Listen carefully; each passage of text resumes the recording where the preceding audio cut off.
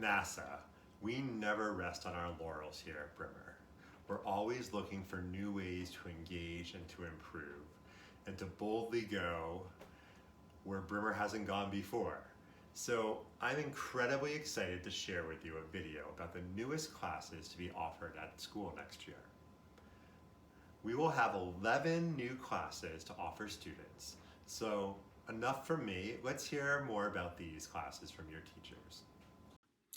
Hello everyone, I just wanted to introduce you to two new upper school drama courses we're offering next year. First up is improv, so this is the class for you if you enjoy comedy, performing, and drama games. We'll learn both about short form improv, which are like the short games that we play throughout the middle school drama curriculum, and a more advanced kind of improv comedy called long form. And also all the work that we do is in class, so there's no homework, if that makes a difference for you. We're also offering a class called Scene Study, if you're interested in diving more in depth into how to embody and portray characters on stage in scripted scenes. This is a great option for you.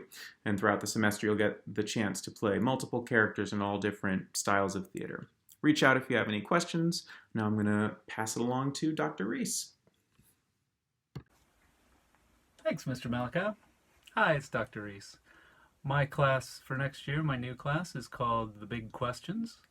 That's what we're going to ask, as probably a lot of you have been doing for the last couple months. I know I have. But, instead of running around in the same old circles in our heads, we're going to read and watch and think about all kinds of art and literature that raises these same questions in ways that'll inform our own thinking.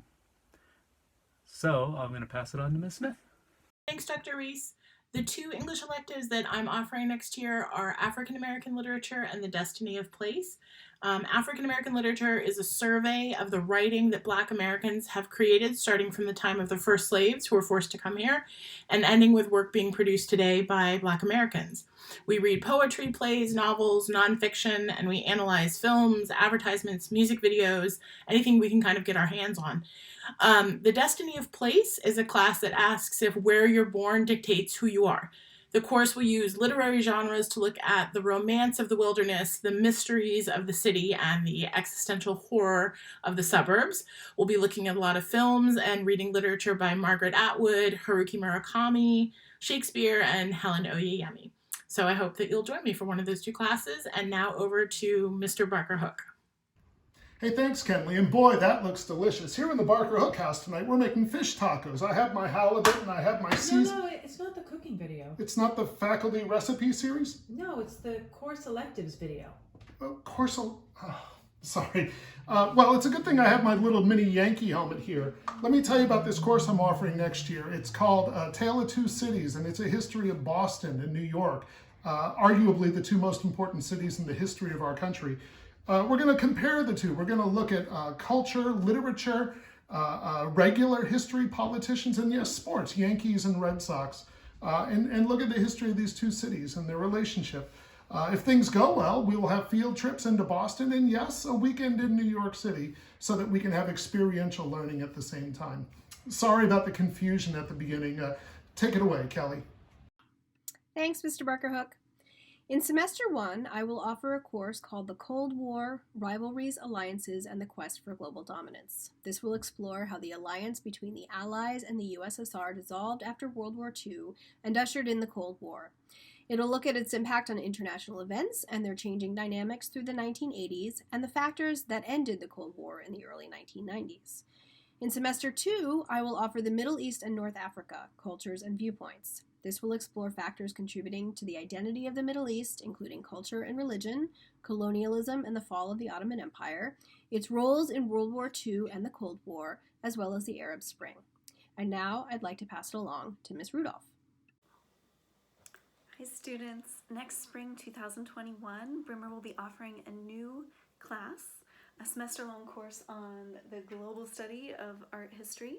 So if you are interested in learning more of a survey course about art history throughout the ages in all different parts of the world, how that has impacted history and been impacted by history, as well as the humanities and the great questions that people ask and different ways that they use art to express themselves, and to even get across propaganda and different messaging throughout the ages.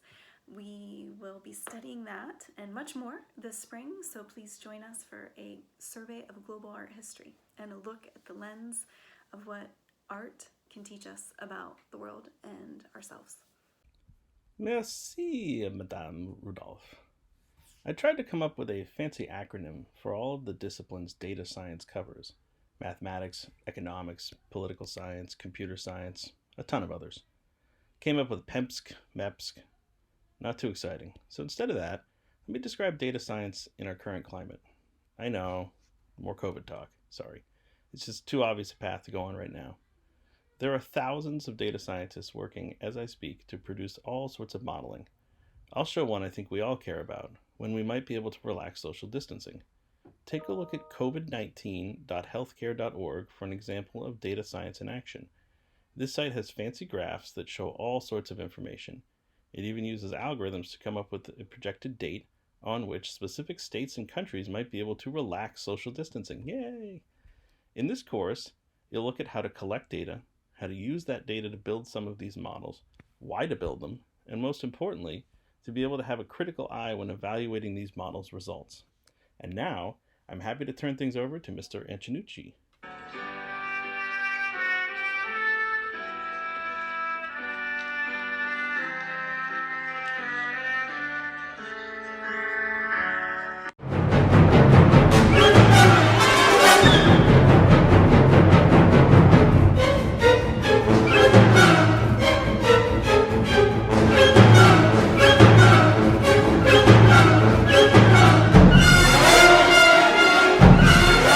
Hey everybody, Mr. Antonucci here, introducing my new course for next year, Music History Survey.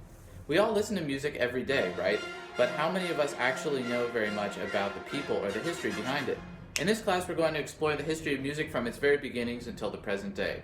Along the way, we'll meet a lot of interesting and memorable characters. There's the so-called Devil's Interval, a sound that was considered to be so evil and sinful that the church banned it for hundreds of years.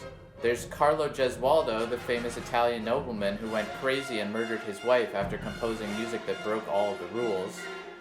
There's Johann Sebastian Bach, the church organist from Leipzig, who had 20 children and still managed to compose some of the most amazing music ever conceived.